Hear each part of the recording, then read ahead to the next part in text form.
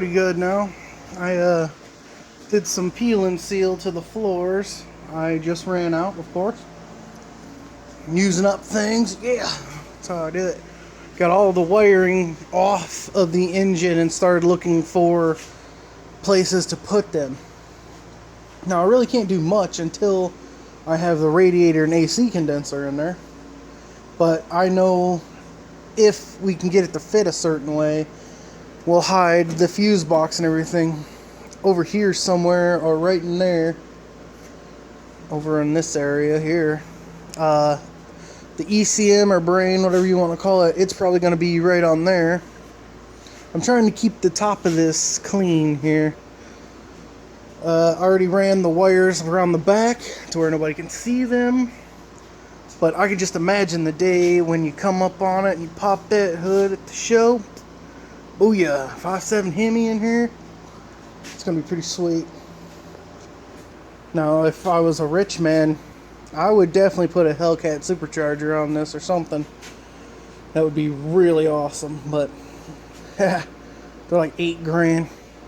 That's more than it's going to be in this whole build when it's done. But it's coming along. The fenders are all bolted up. Everything's done there. I don't know if I showed that yesterday, but it's sitting right now. It's awesome. The things that I am slightly concerned with right now fitting is we don't have a lot of room here. We have a little, but not a lot. Still have to get the trans coolers to click back in wherever the transmission may, or not transmission, but wherever the AC, the frickin' radiator, wherever the frickin' radiator and trans cooler and everything goes in it, along with the power steering cooler. That's all on the back of the radiator. Scatterbrained right now.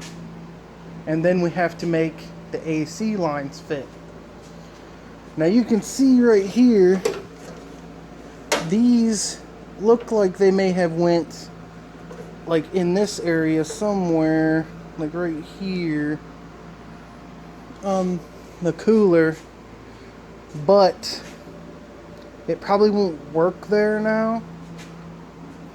And right here's the wire for the fan on it. But yeah, there's a lot to figure out here. We usually use the old school headlights in these, the round ones, 7-inchers that just plug in here.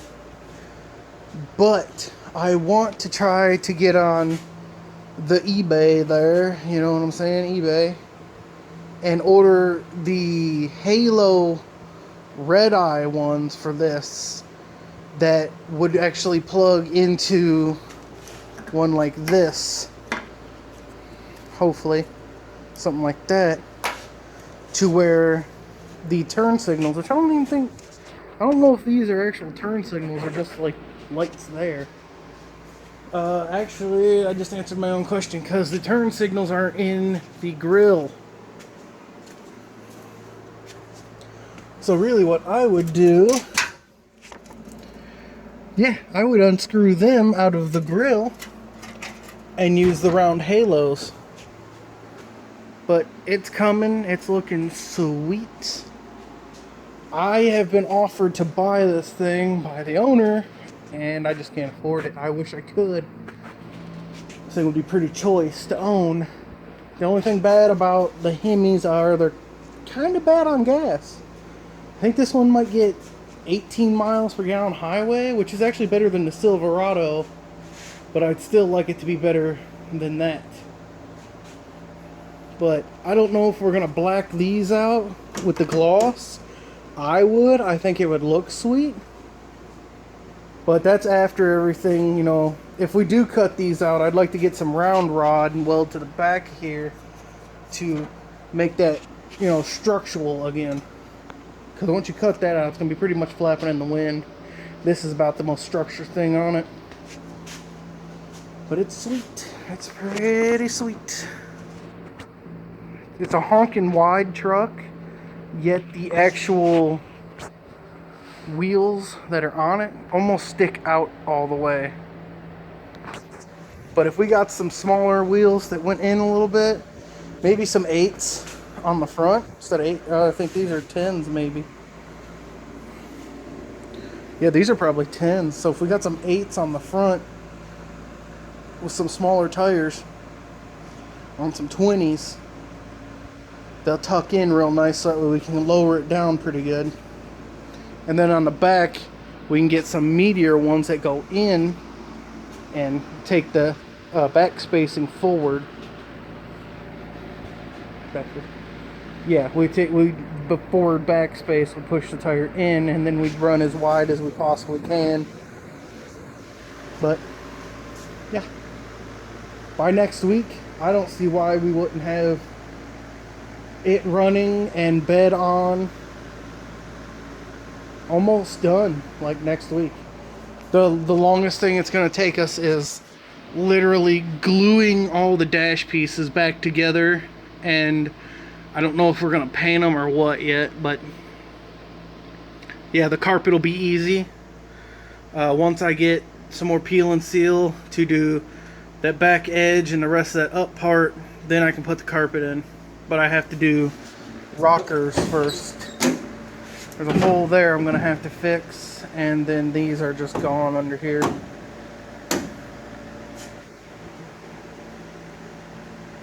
So I'm going to hammer down. Okay, so I'm basically done for today. I have started on the rockers. This one ain't been touched yet, but all that's got to get cut out, which I did cut out over there. That's an insulation blower I'm getting ready to use for my garage. I have these all cut out,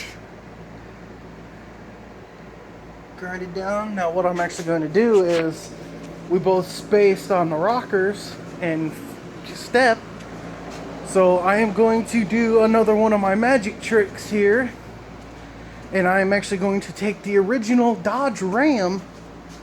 I took the rocker skins off. I'm actually going to flip them upside down and use this for my angles. This has got to get bent up. This will be the flat bend on the rocker, and this will be the shape to go back down. I'll probably be able to cut it right down that line, and that'll be like a rocker skin for this side. I know a lot of people prefer to just buy things and replace them, but if you have the ability to make your own rocker panels, especially on things like this, which are mostly flat, do it. One, it saves you money. These are $60 for the rocker and step. $60. That's for both on eBay. Now those, they don't fit very well. They kind of suck. Now, there is a company out there, I can't remember the name exactly, but they make good sheet metal ones. But they're like, I think last time I looked at them, they're over 100, maybe even closer to 200.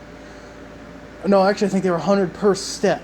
So that's $200 or $60 for crap, or build them yourself. Other than that though, basically the same, just been cutting a lot. But I'm done for today.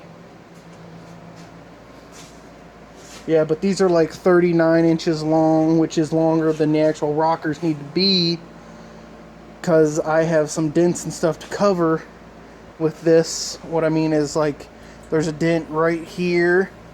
Actually, there's a dent on this, but there's also a dent on the actual original rockers that needs to be covered up, because it looks like some fool had jacked it up by the step and the rail right there under the bottom on the other side, so it just like bent like this all the way down.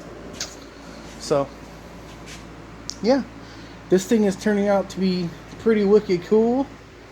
We are definitely going to try to run a cold air intake. If I can try to whisper in his ear of how I would like to do it, is once the radiator's in, if we have the room, I'd like to snake it this way and actually cut a hole here to put it inside of the inner fender right there, because it's a big open box of fresh air. Fresh air equals more power. Fresh colder air equals more power, technically, because if we was to put like a filter right here, it's just gonna suck in heat, a lot of heat. But you know, it's like touch and go.